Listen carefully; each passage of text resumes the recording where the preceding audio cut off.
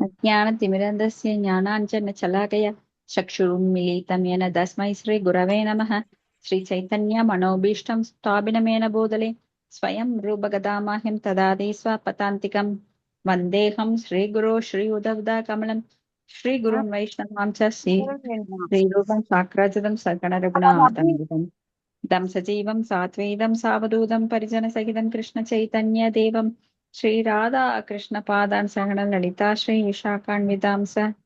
हे कृष्णा करुणा सिन्धो दीनबन्धो जगत्पति Kobe सकोभिकान्त Radhakant नमोऽस्तुते। तप्तकाञ्चन गौराङ्गी Radha Vrindavaneshwari वृषभानुसुते देवी प्रणमामि हरिप्रिये। वाञ्छाकल्पतरुभ्यश्च कृपा सिन्धुभ्यः च पतितानां पावनेभ्यो वैष्णवेभ्यो नमो नमः।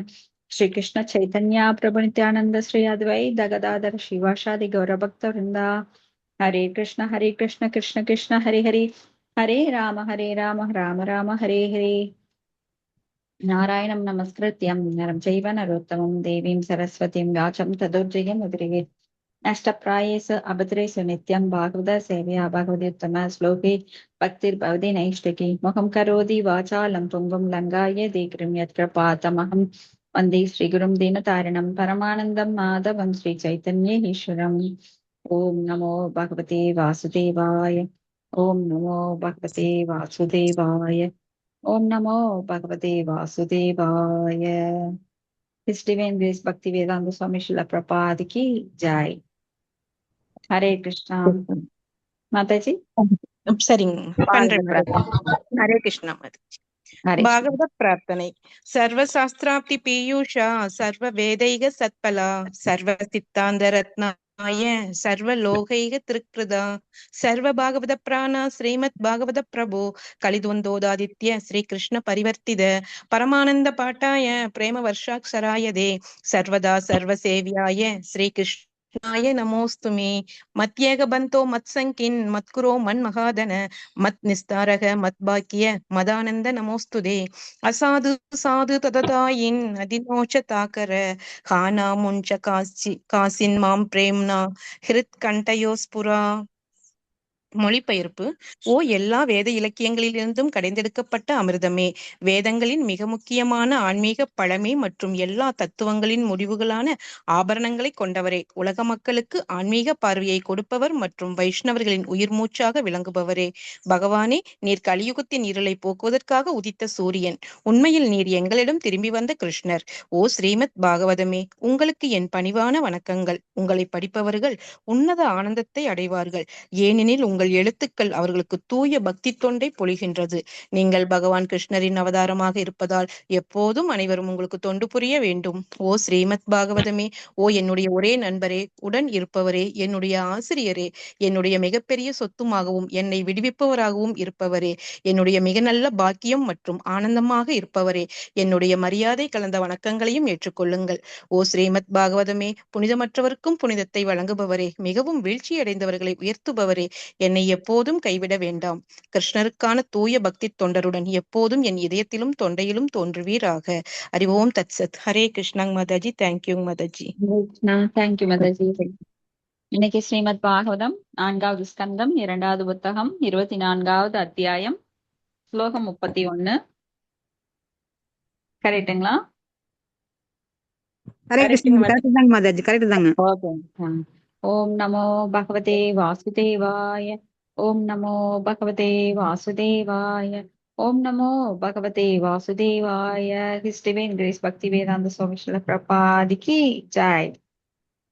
இதம் விவிக்தம் ஜபதவ்யம் பவித்ரம் மங்களம் பரம் நிஸ்ரேஷ்யஸ்ய கரம் சாபி ஸ்ரூயதாம் தத்வதாபி வதாமிபஹ. படிக்கிட்டாங்க மாதாஜி. படிங்க மாதாஜி. மொழிபெயர்ப்பு. நான் இப்பொழுது ஓதப்போகும் மந்திரம் உன்னதமானது. தூயது மற்றும் மங்களமானது என்பது மட்டுமல்ல, தனது வாழ்க்கையின் இறுதி லட்சியத்தினை அடைய வேண்டும் என்று விரும்புவனுக்குரிய உயர்ந்த பிரார்த்தனையாகுமாகும். நான் இதனை ஓதும் பொழுது அருள் கூர்ந்து நீங்கள் எல்லோரும் கவனத்துடனும் முழு ஈடுபாட்டுடனும் கேட்பீராக. பொருளுரை. இதிலுள்ள விவிக்தம் என்றும் வார்த்தை மிகவும் முக்கியத்துவம் வாய்ந்தது ஆகும். சிவபெருமானால் ஓதப்படும் பிரார்த்தனை ஒரு தனி கூட்டத்தாருக்கானது என்று யாரும் கருதக்கூடாது. அவை மிகுந்த நம்பிக்கைக்குரியன. எவன் ஒருவன் தனது வாழ்வின் மங்களகரமான இறுதி செல்வத்தை அடைய விரும்புகிறானோ அவன் சிவபெருமானின் அறிவுரைகளை ஏற்று முழுமுதற் கடவுளின் புகழையும் பெருமையினையும் போற்றி சிவபெருமானைப் போலவே முழுமுதற் கடவுளை பிரார்த்தித்தல் வேண்டும். ஹரே கிருஷ்ணா மாதாஜி. நன்றி மாதாஜி. ஹரே கிருஷ்ணா மாதாஜி.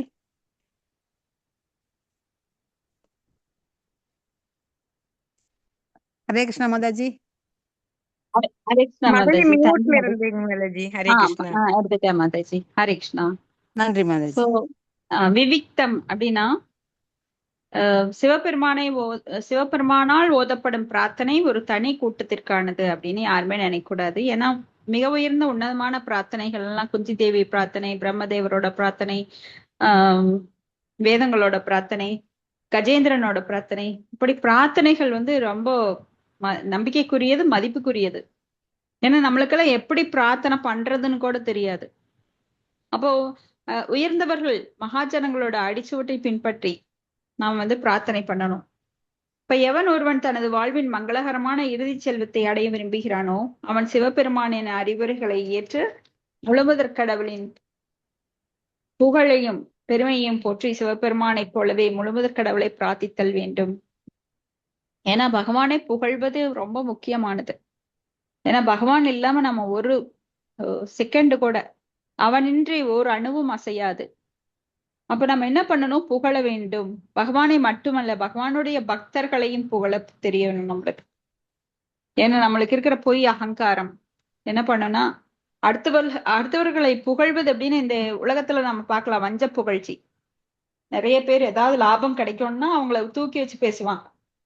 கிடைக்கல அப்படின்னா அவங்கள போட்டு உடைப்பாங்க பாருங்க, மனசை சிதற விடுவாங்க. அப்படி கிடையாது. பகவான் என்றுமே, ஏன்னா அவர் தூய்மையானவற்றில் தூய்மையானவர், மங்களகரமானவர், கல்யாண குணங்கள் நிரம்பியவர். அவரது புகழ் என்றும் எங்கும் பரவ வேண்டும் அப்படிங்கிறதா பக்தர்களோட விருப்பம். ஏன்னா நாம ஒன்ஸ் பகவானை பற்றி தெரிஞ்சுட்டோம்னா புகழாம இருக்க முடியாது. பகவானை புகழாத வாயே கிடையாது. அது வெறும் தவளையோட வாய். தவளையோட வாய் பாத்தீங்கன்னா எப்ப பாரு குவாக் குவாக் குவாக் குவாக்ன்னு கத்திட்டு இருக்கும்.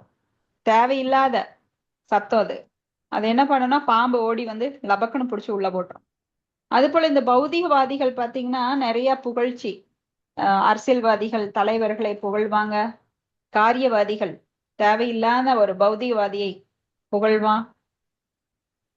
இப்படி எந்த காரியம் ஆகணும்னாலும் புகழ்ச்சி அங்க நம்ம பார்க்கலாம். ஆனா பக்தர்கள் அப்படிங்கிறது உண்மையிலேயே ஒரு பக்தர்கள் அப்படின்னா புகழத்தக்கவர்கள். ஏன்னா பகவானுக்கு இருக்கிற அத்தனை குணங்களும் பக்தனுக்கு இருக்கு.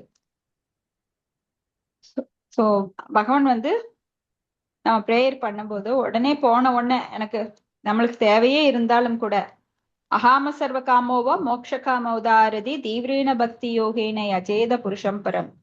காமமே இருந்தாலும் காமமே இல்லைன்னா கூட, நமக்கு எந்த தேவை இல்லைனாலும் கூட, மோட்சம் வேண்டும் என்றாலும், மோக்ஷ காமோதாரதி மோட்சம் வேண்டும் என்றாலும் நம்ம என்ன பண்ணணும்?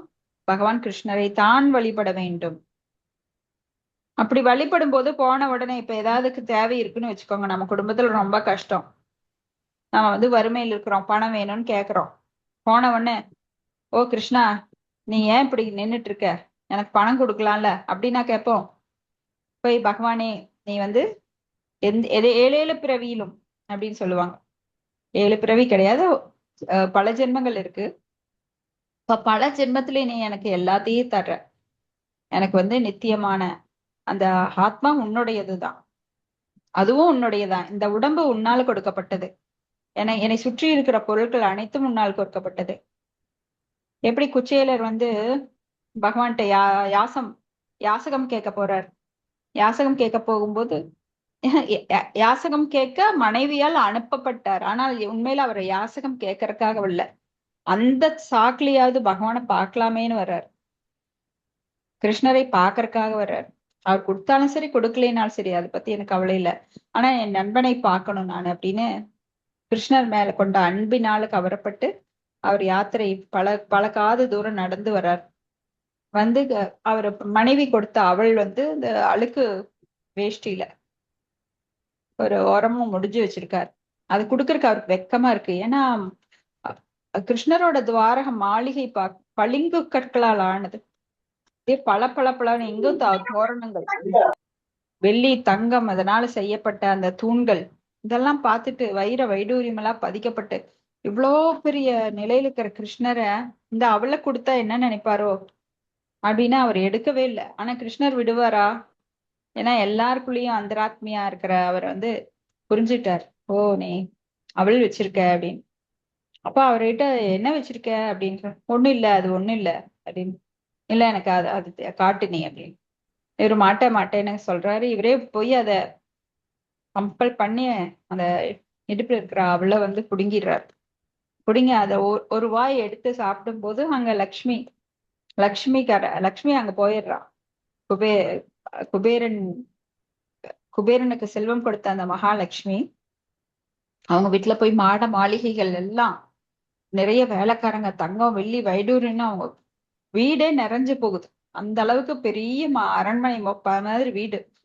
குழந்தைகள்லாம் ரொம்ப சந்தோஷமா புது புது ஆடைகளை அணிஞ்சிட்டு இவர் போறாரு. அடையாளமே தெரியல.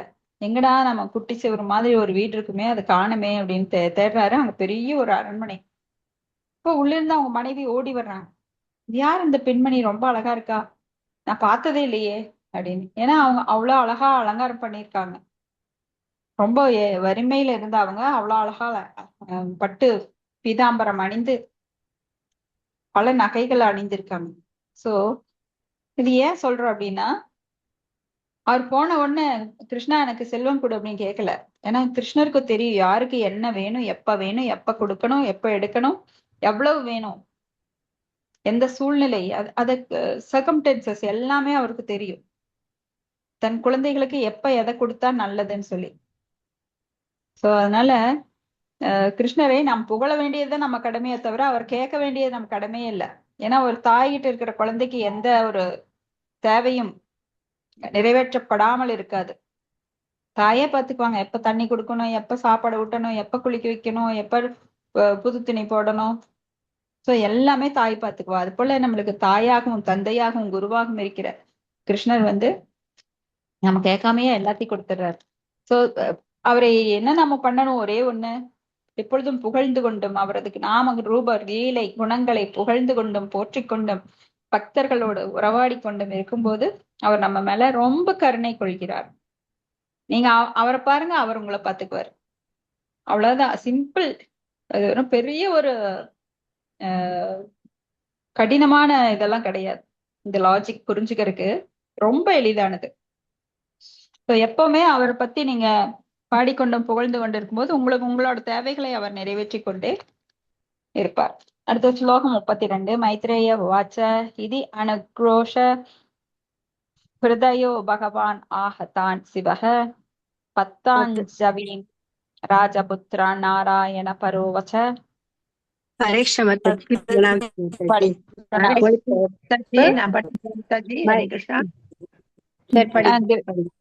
படிக்கட்டுமா மாதாஜி? மாதாஜி மொழிபெயர்ப்பு. மைத்ரேய மாமுனிவர் தொடர்ந்து கூறினார். மன்னரின் மைந்தர்கள் தன் முன்னே குப்பிய கரங்களுடன் நிற்க அவர்களிடம் பகவான் நாராயணரின் சிறந்த பக்தரும் அளவற்ற கருணையும் தன்னிகரற்றவருமான சிவபெருமான் தொடர்ந்து கூறினார். பொருளுரை. சிவபெருமான் மன்னரின் மைந்தர்களுக்கு நன்மை செய்வதற்காகவும் அவர்களுக்கு அருள் புரிவதற்காகவும் தானே வலிய அவர்கள் முன் தோன்றினார். இம்மந்திரம் மிகவும் சக்தி வாய்ந்தது. அதனால் அவரே அதனை முதலில் ஓதினால் பின்னர் அரசபுத்திரர்களையும் அம்மந்திரத்தை ஓதும்படி கேட்டுக்கொண்டார். ராஜபுத்திரஸ்.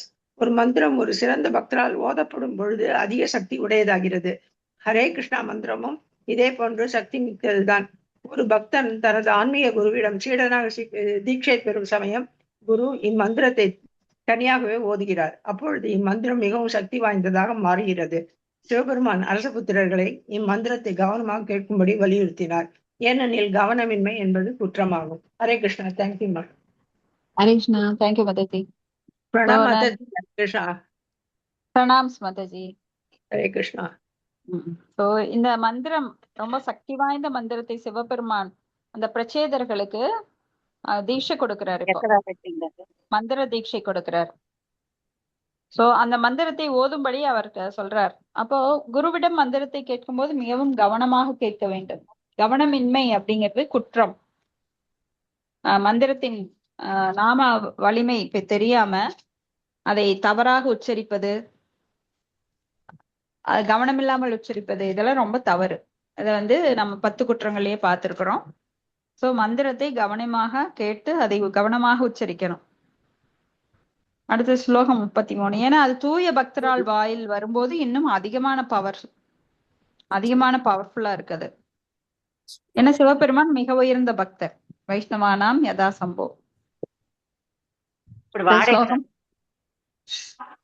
ஸ்லோகம் 33. ஸ்ரீ ருத்ர வாச்ச ஜிதந்த ஆத்மவித் வரிய ஸ்வஸ்தயே ஸ்வஸ்திர் அஸ்து மே பவதாராதசாராத்தம் சர்வஸ்மா ஆத்மனே நமஹ. படிக்கிறேங்க மாதாஜி. மொழிபெயர்ப்பு. சிவபெருமான் முழுமுதற் கடவுளுக்கு கீழ்வரும் பிரார்த்தனையினை சமர்ப்பித்தார். ஓ முழுமுதற் கடவுளே, எல்லா புகழும் உமக்கே ஆகும். ஆகுக. தன்னுணர்வு பெற்ற எல்லோருக்கும் நீர் மங்களமானவராக விளங்குவது போல் எனக்கு விளங்குவீராக. நீர் அருளிய அறிவுரைகளின் தன்மையினாலேயே நீர் வணங்கப்படக்கூடியவர். நீரோ பரமாத்மா ஆதலினால் எனது வந்தனங்களை பரமாத்மாவாக விளங்கும் உமக்கு அர்ப்பணிக்கின்றேன். பொருளுரை. பகவான் மீது பற்று கொண்ட ஒரு பக்தன் பகவானை பிரார்த்திக்க துவங்குகிறான். அவ்வாறு பிரார்த்திக்கும் பொழுது முதலில் பகவான் எல்லா புகழும் உமக்கே ஆகுக என்று சொல்கிறான். பகவான் புகழப்படுகிறார். ஏனென்றால் தன்னுணர்வு பெற்ற ஆத்மாக்கள் அனைத்திலும் அவர் ஒருவரே உயர்ந்தவராக கருதப்படுகின்றார். வேதங்கள் கூறுகின்றன. கட உபனிஷத் 2.2.13 நித்யோ நித்யானாம் சேத்தனா சேத்தனாம். எல்லாவற்றிற்கும் பரமமாக விளங்கும் முழுமுதற் கடவுளே உயிர்வாளிகளின் அனைத்திலும் சிறந்த உயிர்வாளியாக விளங்குகிறார். பல்வேறு வகையான உயிர்வாளிகள் இருக்கின்றன. சில பௌதீக உலகிலும் சில ஆன்மீக உலகிலும் இருக்கின்றன. ஆன்மீக உலகில் உள்ள உயிர்வாளிகள் தன்னுணர்வு பெற்றவையாக இருக்கின்றன. ஏனென்றால் ஆன்மீக மேடையில் உயிர்வாளிகள் பகவானுக்கு செய்யும் பக்தி தொண்டினை மறவாதிருக்கின்றன. ஆகையினால் ஆன்மீக உலகில் பகவானுக்கு பக்தி தொண்டு புரிபவர்கள் எல்லோரும் நித்தியமான நிலை பெற்று இருக்கின்றனர். அவைகள் தனிப்பட்ட உயிர்களின் நிலையினையும் அதுபோல பரமாத்மாவின் நிலையினையும் நன்கு உணர்த்துகின்றன. இவ்வாறு தன்னுணர்வு பெற்ற ஆத்மாக்களில் பகவான் ஒருவரே நிறைவான தன்னுணர்வு பெற்ற ஆத்மாவாக விளங்குகிறார். நித்யோ நித்யானம் சேத்தன சேத்தானாம். தனிப்பட்ட ஆத்மாவானது பகவான் ஒருவரே உயர்ந்த உயிர்வாளியாக விளங்குகிறார் என்றும், அறிவில் நிலை பெற்றால் அது எல்லா மங்களமான நிலையினையும் பெறுகிறது. சிவபெருமானும் பகவானிடம் தனது மங்களகரமான நிலை நித்தியமானதாயிருக்க பகவான் தன் மீது கருணை காட்ட வேண்டும் என்று பிரார்த்திக்கின்றார். பரமபுருஷ பகவான் எல்லா நிறைவும் பெற்றவர். அதுபோல அவரை வணங்குபவரும் நிறைவடையலாம் என்று பகவான் அறிவுறுத்துகிறார். பகவத்கீதை 15.15 குறிப்பிடப்பட்டுள்ளது. மத்த ஸ்மிருதிர் ஞானம் அபோகணம் ச. பகவானே பரமாத்மாவாக எல்லோர் இதயங்களும் வீற்றிருக்கின்றார். அதனால் அவர் தம் பக்தர்களின் மீது அன்பு கொண்டு சில அறிவுரைகளை கூறி அவற்றின் மூலம் அவர்களை முன்னேற்றுவதற்கு வழி செய்கிறார். எல்லா அறிவுரைகளையும் அவர்கள் பூரணனிடமிருந்தே பெற்றுக்கொள்ளும் பொழுது அவர்கள் வழி தவறுவதற்கு வாய்ப்பே இல்லை. இது பகவத்கீதை 10.10 உறுதி செய்யப்பட்டுள்ளது. ததாமி புத்தி யோகம் தம் ஏன மாம் உபயாந்தி தே. தூய பக்தனுக்கு அறிவுரை வழங்க எப்போதுமே ஆண்டவன் தயாராக இருக்கிறார். அதனால் ஒரு பக்தன் தனது பக்தி தொண்டின் மேலும் மேலும் வளர்ச்சி அடைய முடிகிறது. சர்வாத்மா என்பது பரமாத்மாவாக இருந்து பகவான் அறிவுரை அருளுகிறார். ஆதலினால் சிவபெருமான் அவரை சர்வாத்மா ஆத்மனே நம என்னும் வார்த்தைகளின் மூலம் மரியாதை செய்கிறார். தனிப்பட்ட உயிர் ஆத்மா எனப்படுவது பகவானுக்கு ஆத்மா என்றும் பரமாத்மா என்றும் அழைக்கப்படுகிறார். எல்லோர் இதயங்களிலும் இருப்பதினால் பகவான் மிக உயர்ந்த ஆத்மாவாக கருதப்படுகிறார். ஆகையினால் எல்லா வந்தனங்களையும் அவருக்கே அர்ப்பணிக்க வேண்டும். இது தொடர்பாக ஸ்ரீமத் பாகவதம் முதல் காண்டத்தில் 18.20 குந்தி தேவியார் செய்யும் பிரார்த்தனையை ஒருவர் ஒப்பு நோக்கலாம். படிங்க மாதாஜி. இது ஹரே கிருஷ்ணமா. முனீனாம் அமலாத்மனாம் பக்தி யோக விதானார்த்தம் கதம் வஸ்யே மகி ஸ்திரியஹ. பகவான் தனது பரமஹம்ச எனப்படும் உயர்ந்த பக்தர்களுக்கு அறிவுரை வழங்க எப்போதும் தயாராகவே இருக்கின்றார். அவர்கள் எல்லாம் பௌதீக உலகில் மாசுக்களில் இருந்து முற்றிலும் விடுதலை பெற்றோர் ஆவர்.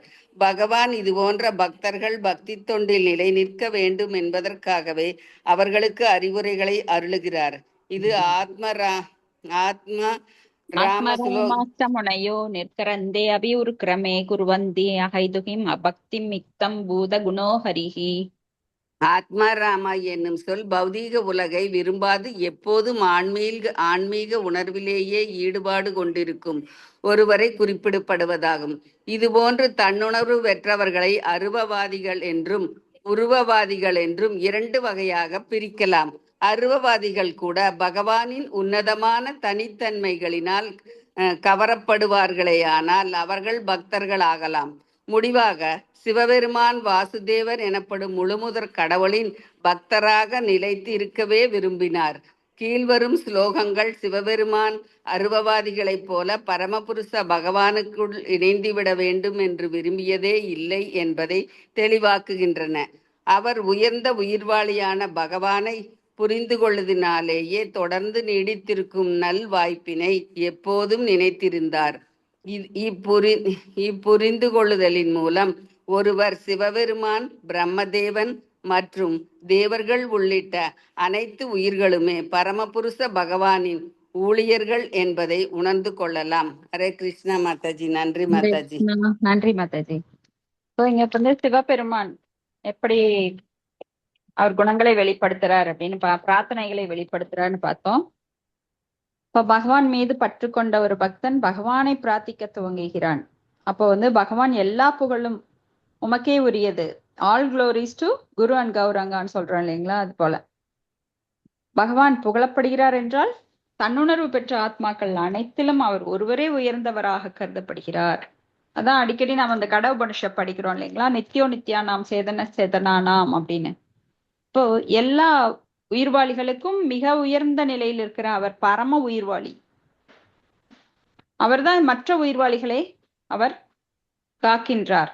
அவர் ஒரே ஒருவராகத்தான் எல்லாரையும் காக்கிறார். பல உயிர்வாளிகள் இருந்தாலும், சில வந்து பௌதீக உலகில, சில ஆன்மீக உலகில இருந்தாலுமே எல்லாவற்றையும் அவர் தான் காக்கிறார். அப்போ உயிர்வாளிகள் பகவானுக்கு செய்யும் பக்தி தொண்டினை ஆன்மீக உலகத்துல வந்து மறக்காம இருக்கிறாங்க.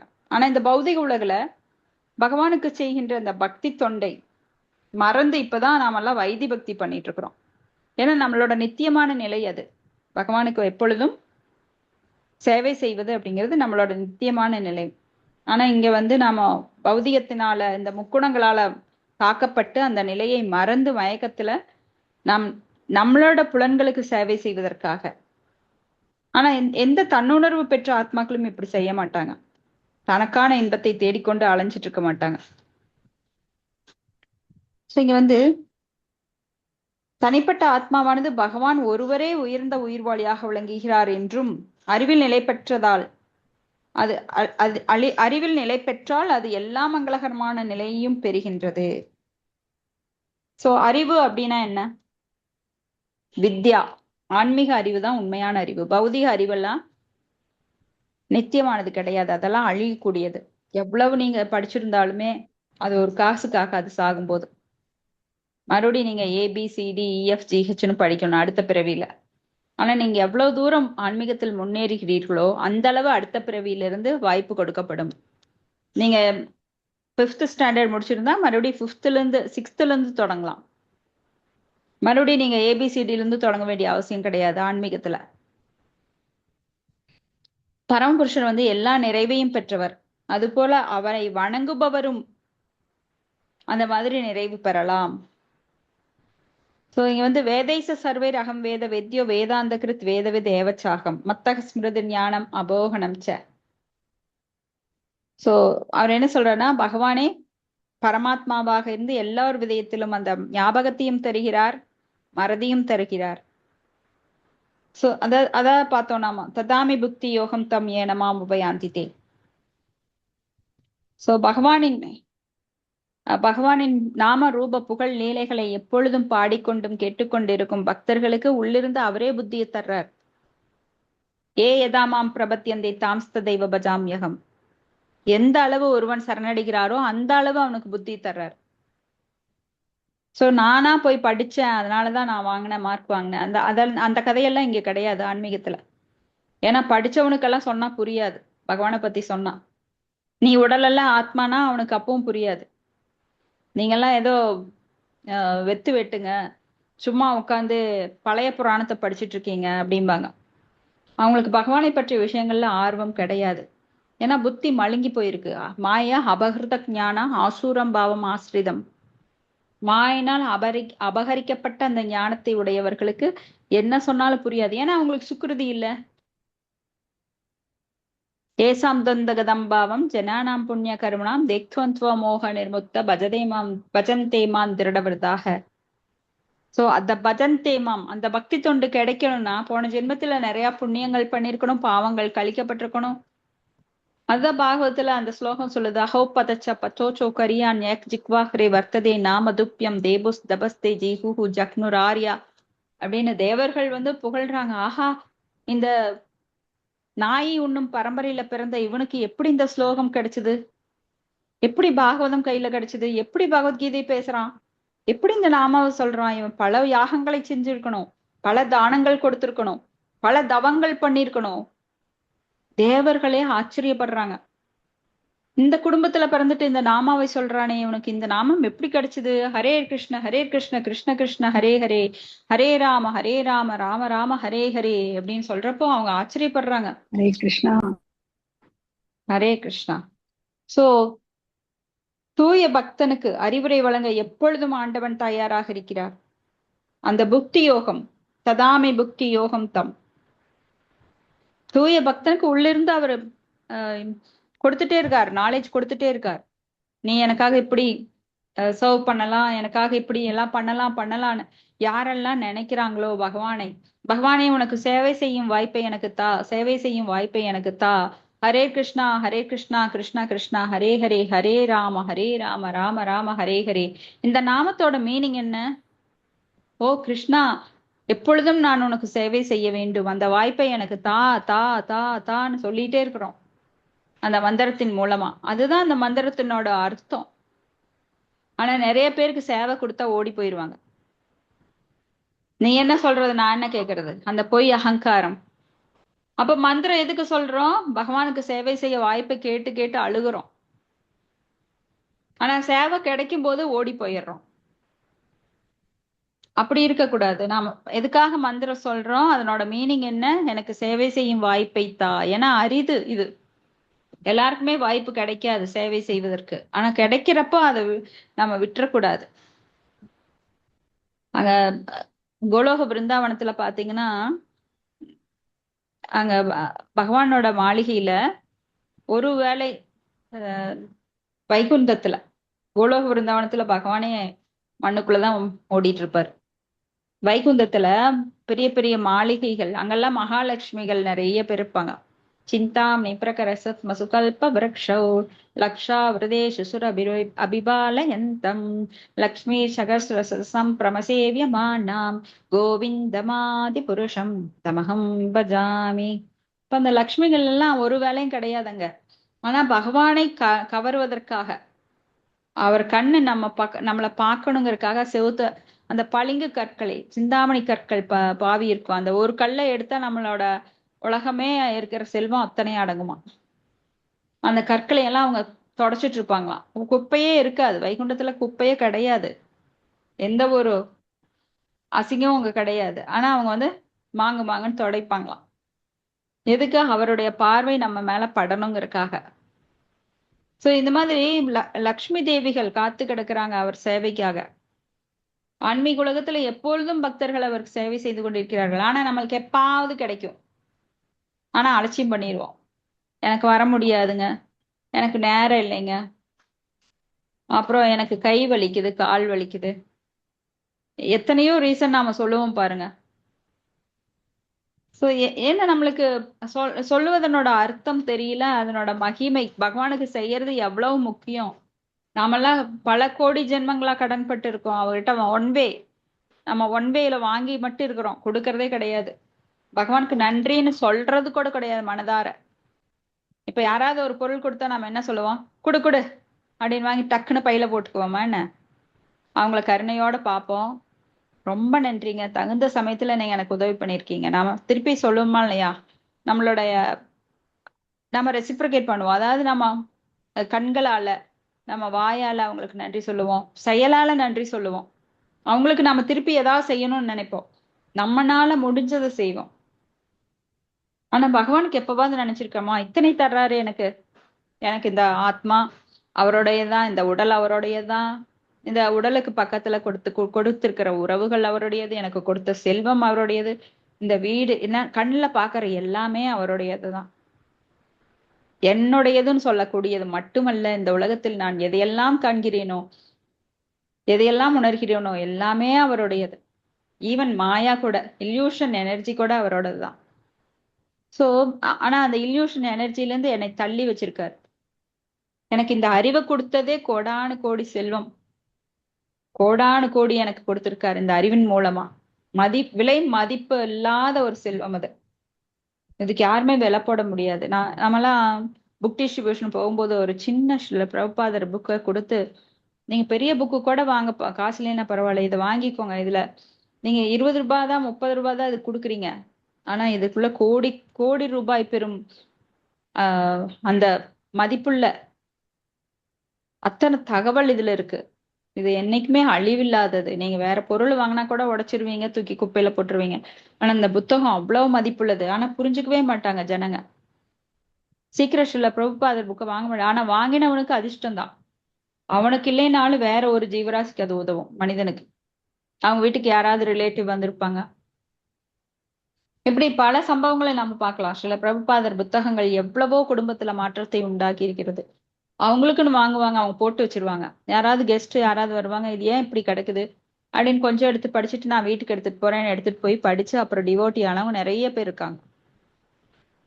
ஆனா புத்தகம் அவங்களுக்கு கொடுக்கப்பட்டிருக்கும், ஆனா யூஸ் பண்றது வேற ஒருத்தர் யூஸ் பண்ணி அவங்க டிவோட்டியாய் உள்ள வந்திருப்பாங்க. ஸோ அவ்வளவு வலிமையானது சில பிரபுபாதரோட வார்த்தைகள். ஈட்டி போல அது அப்படியே பாயும் உள்ளத்துல. சோ இங்க சிவபெருமான் சர்வாத்மா ஆத்மனே நம அப்படிங்கிற வார்த்தை மூலம் பகவானுக்கு மரியாதை செய்கிறார். தனிப்பட்ட உயிர் ஆத்மா அப்படின்னு சொல்லப்படுது. அதாவது பகவானும் ஆத்மா என்றும் பரமாத்மா என்றும் அழைக்கப்படுகிறார். உயிர் ஆத்மா, தனிப்பட்ட உயிர் ஆத்மா. ஏன்னா பகவானும் அங்க தனிப்பட்டவர் தான், நாமளும் தனிப்பட்டவர்கள் தான். நான் ஜாயதே மிரியதே பாகதாஸ் இல்ல, நானும் நீயும் எக்காலத்திலும் இருந்தோம், இனியும் இருப்போம் அப்படின்னு சொல்றாரு இல்லையா? நத்வே வாகம் ஜாதுநாசம் நத்வே நேமே ஜனாதிபாக நான் சைவ நான் பவிஷ்யாம சர்வே பயம் அதகபரம். சோ இங்க எல்லாருமே தனித்தனி, யாரும் போய் எங்கேயும் இணைஞ்சிட முடியாது, மெர்ஜ் ஆக முடியாது, சூன்யமாக முடியாது. சோ எல்லா இதயத்திலும் இருப்பதால் பகவான் மிக உயர்ந்த ஆத்மாவாக கருதப்படுகிறார். அவர்தான் பரம ஆத்மா. அதனாலதான் அவரை தனியா சொல்றோம் பரமாத்மா அப்படின்னு. பர அப்படின்னா உயர்ந்த. சோ எல்லா வந்தனங்களையும் அவருக்கு அதனால அர்ப்பிக்கணும் நாம. மிக மிக பெரிய பெரிய ராஜாக்கள் எல்லாம் பாத்தீங்கன்னா பகவானுக்கு எப்பவுமே வந்தனம் அர்ச்சனம் பண்ணிட்டு இருப்பாங்க. பரீட்சித்து மகாராஜா, இந்த மாதிரி உயர்ந்த மன்னர்கள். பகவத்கீதையில கூட சொல்றாரு இல்லைங்களா, யாரை போல நடந்துக்கணும் அப்படின்னு அர்ஜுனன்ட்ட உபதேசம் பண்றார். ஜனகர் போல. ஒரு சமயம் ஜனகர் தன்னுடைய குருவிட்ட உட்காந்து பகவானை பற்றி கேட்டுட்டு இருந்தார். அப்ப சீடர்கள் எல்லாம் சுற்றி உட்கார்ந்து இருந்தாங்க. அப்ப குரு வந்து ரொம்ப அவர்கிட்ட மட்டும் ரொம்ப அதிகமா பேசுறாரு. இவரு மன்னர் அப்படிங்கிறதுனால இவருக்கு கூட அந்த பணம் வேலை செய்யுது பாருன்னு சீடர்கள் ஒரு தரத்துல கம்மியா நினைப்பாங்க குருவை. அப்ப அவங்களோட எண்ணம் எல்லாம் குருவுக்கு புரியும். அப்ப என்ன பண்றாரு திடீர்னு, அப்ப என்ன ஆகுதுன்னா திடீர்னு எல்லா பக்கம் பத்தி எரியுது. அந்த அந்த நகரம் வந்து மிதிலா பத்தி எரியுது. உடனே இவங்கெல்லாம் சீடர்கள்லாம் ஓடுறாங்க. ஓடி போய் அவங்களோட பொருட்கள் எல்லாம் எடுத்து அந்த குடிசையில இருந்து எடுத்து வெளியில வச்சு எங்க போய் நிக்கலாம் பாதுகாப்பா அப்படின்னு சொல்லி எல்லாம் பரப்பரன்னு ஓடுறாங்க. ஆனா இங்க குருவும் ஜனகர் மட்டும் உட்காந்து பகவானை பத்தி பேசிட்டே இருக்காங்க. இவங்களுக்கு ஒரு ஆச்சரியமா இருக்கு. என்னடா இப்படி தீப்பத்தி எரிஞ்சிட்டு எல்லாம் பரவிட்டு வருது, இவங்க 2 பேரும் நிதானமா உட்காந்துருக்காங்கன்னு வந்து இவங்க கிட்ட நிக்கும் போது அந்த தானா அந்த நெருப்பெல்லாம் அணைஞ்சிருது. ஏன்னா இவர் வந்து அத தன்னுடைய தவத்தின் வலிமையினால அந்த காட்சியை உருவாக்குறாரு. ஆனா இவங்க நிஜம் நினைச்சிட்டு எல்லாம் ஓடி போய் அங்க எடுத்து வைக்கிறாங்க அவங்க பொருட்களை.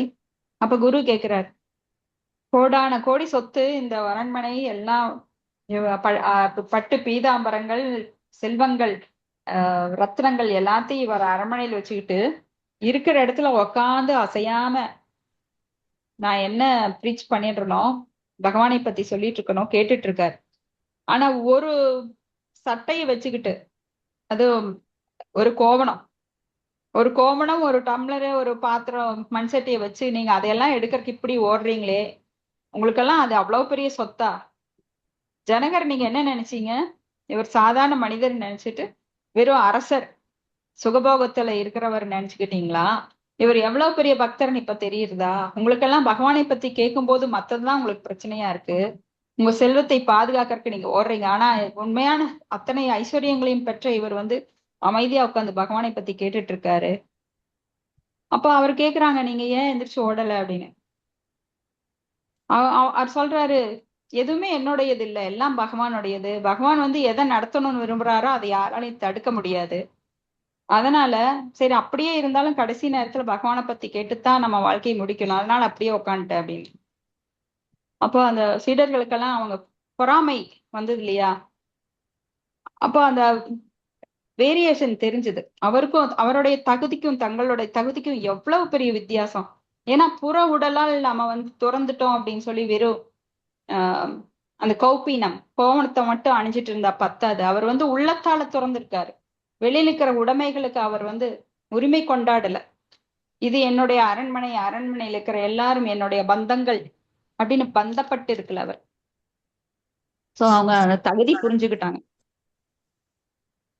சோ இங்க வந்து அதான் பரமஹம்சா. பகவான் தனது பரமஹம்சர் எனப்படும் உயர்ந்த பக்தர்களுக்கு அறிவுரை வழங்க எப்போதும் தயாராக இருக்கிறார். சோ வெளிப்புற தோற்றத்துல நீங்க வந்து பக்தனா காமிச்சுக்கிறது ரொம்ப எளிது. ஆனால் உள்ளத்துல வந்து நீங்க எவ்வளவு தூரம் பக்தி பண்றீங்கன்னு பகவானுக்கு தெரியும். ஏன்னா அவரை உள்ள பரமாத்மாவாக இருந்து எல்லாரையும் பாக்குறாரு. இப்ப பரமஹம்சர் இங்க வந்து 3 நிலைகள்லாம் இங்க வந்து பல நிலைகள் இருக்கு. குட்டி சக்கா, பஹு சக்கா, பரிவிரதாச்சாரியா, பரமஹம்சா. பரமஹம்சா தான் மிக உயர்ந்த நிலை.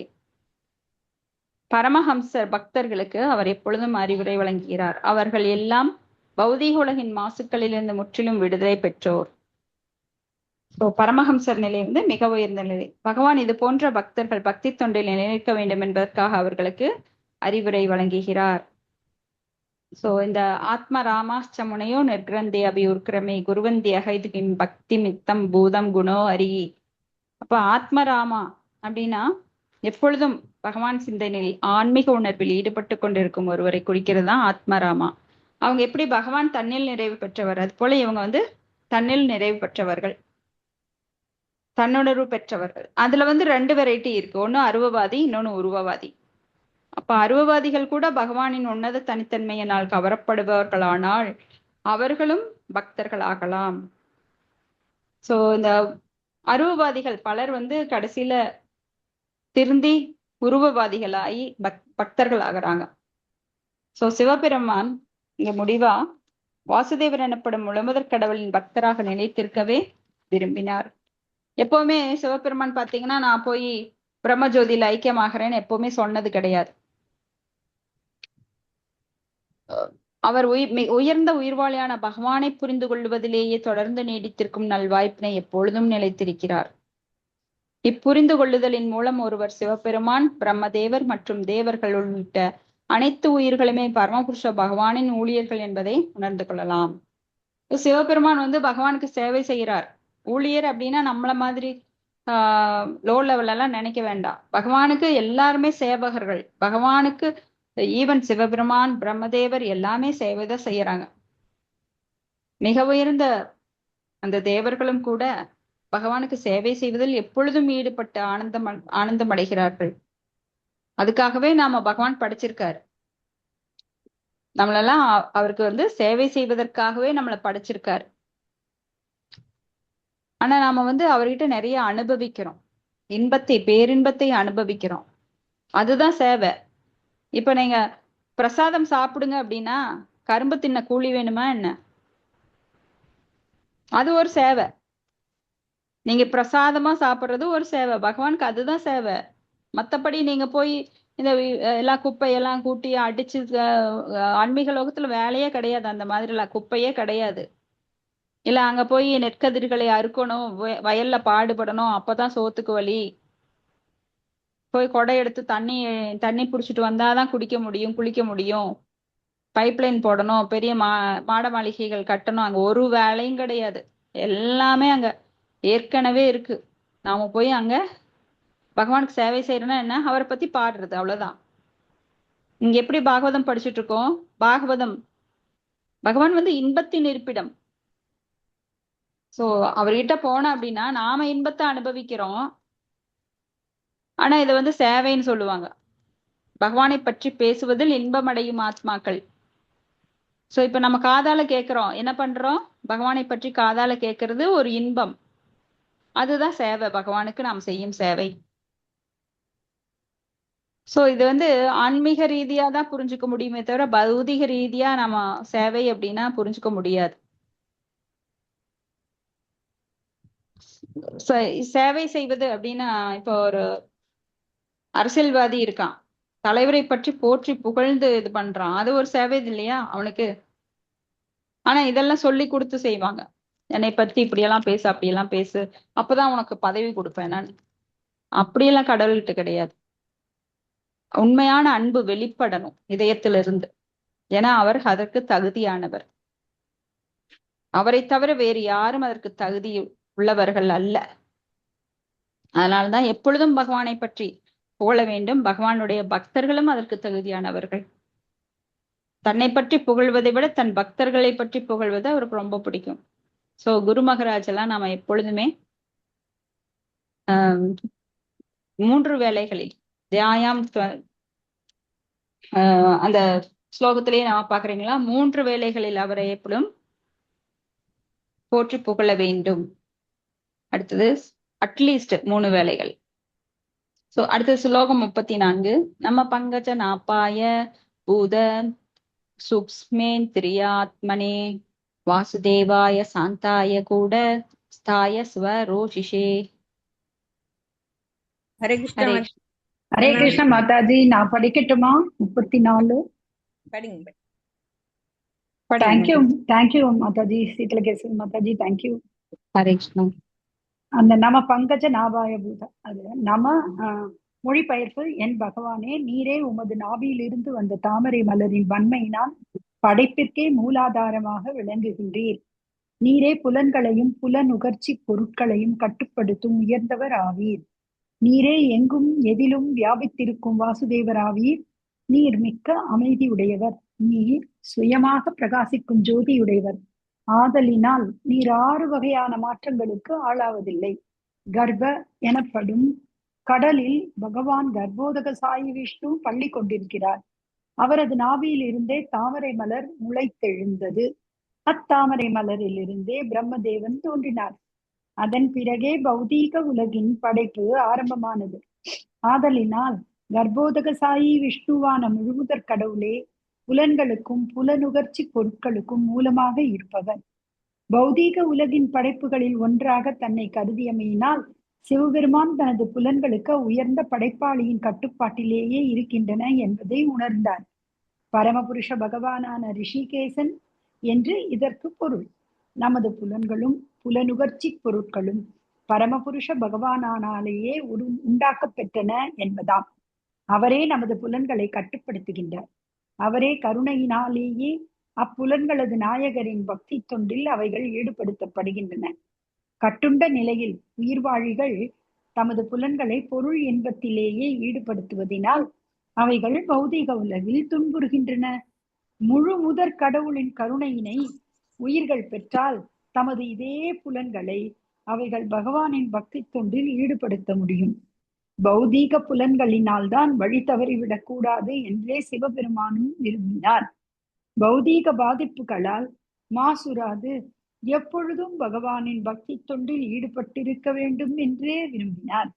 எங்கும் வியாபித்திருக்கின்ற பகவான் வாசுதேவரின் கருணையினாலும் உதவியினாலும் பகவான் தனது செயலில் எவ்வாறு மாறுதலின்றி இருக்கின்றாரோ அதுபோல ஒருவன் எந்தவித மாறுதலுக்கும் இலக்காகாது தனது புலன்களை பகவானின் பக்தி தொண்டில் ஈடுபடுத்த இயலும். இதில் உள்ள சாந்தாய கூட ஸ்தயா ஸ்வரோசிஷே என்னும் வார்த்தைகள் மிகவும் முக்கியமானவைகளாகும். பௌதீக உலகில் பகவான் இருந்தாலும் பௌதீக வாழ்க்கை அலைகளினால் அவர் பாதிப்படைவதில்லை. பந்தப்பட்ட ஆத்மாக்கள் 6 வகையான உருமாறுபாடுகளினால் கொந்தளிக்கின்றன. அவை பசியினாலும் தாகத்தினாலும் அநியாயத்தினாலும் மாயையினாலும் முதுமையினாலும் மரணப்பிணியினாலும் 6 வகை உருமாறுபாடுகளினால் கொந்தளிக்கின்றன. பந்தப்பட்ட ஆத்மாக்கள் பௌதீக உலகில் உள்ள இது போன்ற நிலைமைகளினால் வெகு விரைவில் மாயைக்கு உட்பட்டாலும் பரமாத்மாவான வாசுதேவர் இது போன்ற உருமாறுபாடுகளினால் பாதிப்படைவதில்லை. இங்கே அது கூடஸ்தாய என்று குறிப்பிடப்பட்டிருக்கின்றது. அதாவது அவர் அமைதியாகவும் குழப்பங்களுக்கு ஆளாகாமலும் இருக்கின்றார். அதற்கு அவரது ஆற்றலே காரணமாகும். அதுவே இங்கு ஸ்வரோசிஷே என குறிப்பிடப்பட்டிருக்கின்றது. அதாவது அவரது பரம நிலையினாலேயே அவர் ஒளிமிக்கவராக திகழ்கின்றார் என்று அது குறிப்பிடுகின்றது. அதாவது தனிப்பட்ட உயிர்வாழி பரமபுருஷ பகவானின் ஜோதியினுள்ளே இருந்த போதிலும் தனது இழிந்த நிலையின் காரணமாக அங்கிருந்து கீழே விழுந்து பௌதீக பந்தப்பட்ட வாழ்க்கையினுள் புகுகின்றது. இது போன்ற நிலைக்கு பகவான் ஆளாவதில்லை. அதனால்தான் இப்பௌதீக உலகில் உள்ள பந்தப்பட்ட ஆத்மா எதுவாயினும் அது பகவான் வாசுதேவரின் பாதுகாப்பின் கீழோ அல்லது பக்தி தொண்டில் ஈடுபடுவதினாலோ நிறைவான நிலையினை அடையலாம் என்று கூறப்படுகின்றது. ஹரே கிருஷ்ணா மாதாஜி, ரொம்ப அழகா படிச்சீங்க. Thank you Mataji. Hare Krishna. Thanks for the chance Mataji. Hare Krishna. அப்போ பகவானோட நாபிலிருந்து வந்த தாமரை மலர்ல பிரம்மதேவர் வர்றார்.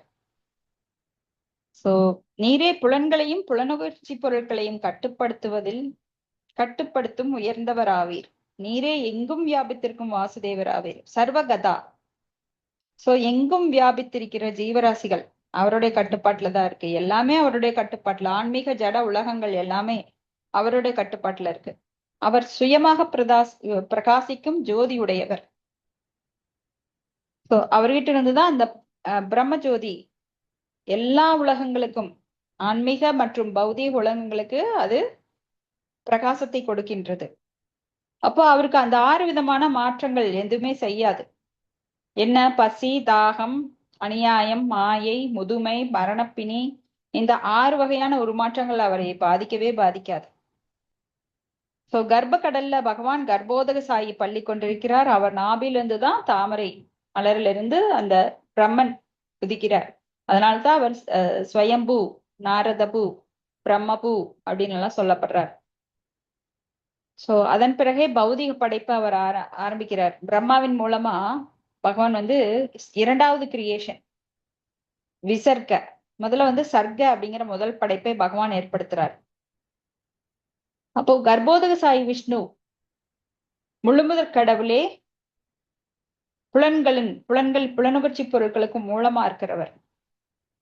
சோ பகவானோட கட்டுப்பாட்டுல அந்த புலன்கள் இருக்கிறதுனால தான் புலன்களின் அதிபதியான ரிஷிகேஷன் என்று அவர் அழைக்கப்படுகிறார். ரிஷிகேன்னு சேவனம் பக்தி ருச்சியதே.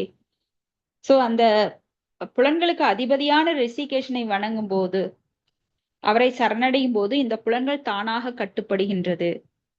இப்ப நீங்க பெரிய பெரிய தொழில் அதிபர்கள் இருப்பாங்க, பெரிய ஐஏஎஸ் ஆபீசர் இருப்பாங்க, ஆனா ஏதாவது ஒரு தவறு செஞ்சிருவாங்க. நீங்க பாத்தீங்கன்னா அவங்க பேர்ல அவர் இந்த பெண்ணு பின்னாட போயிட்டாரு, இல்ல அவர் குடிப்பழக்கம் இருக்கும்.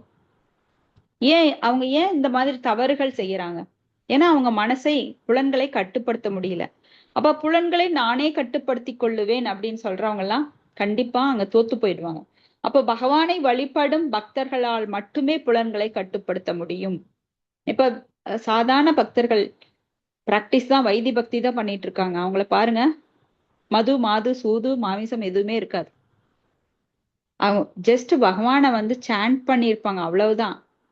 நம்ம குரூப்ல நிறைய பேர் இப்படித்தான் நாம மேல வந்திருக்கோம்.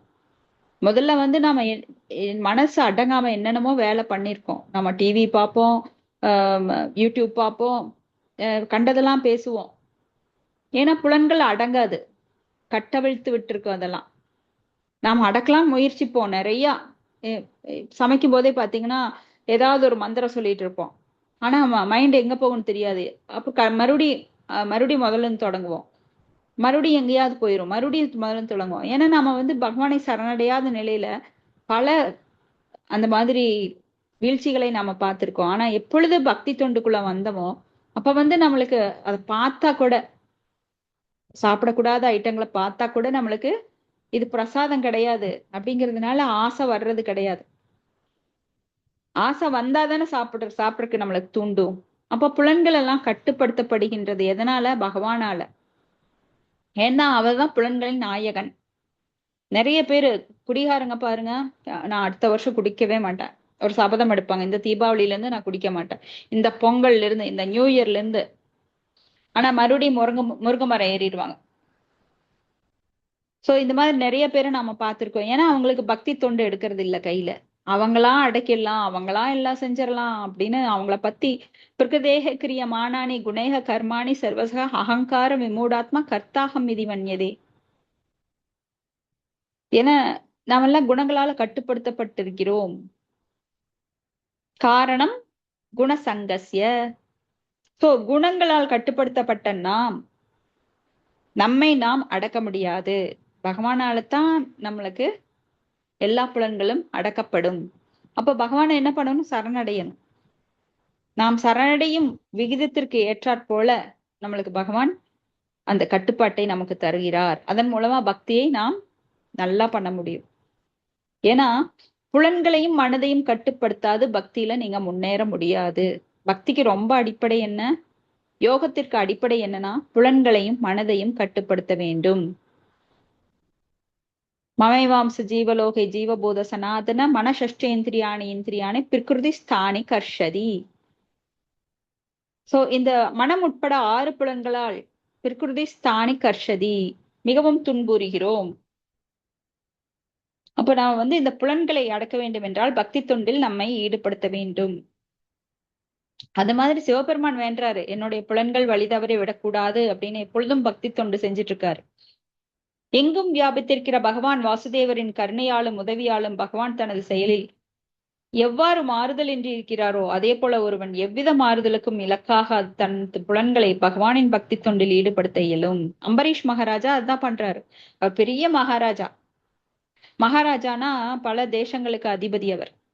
அவர் நினைச்சா சுகபோகத்துல ஊறி கிடக்கலாம். அந்த புறத்துல பார்த்தா ஒரு பண்டாட்டி இல்ல, பல பெண்கள் இருக்காங்க.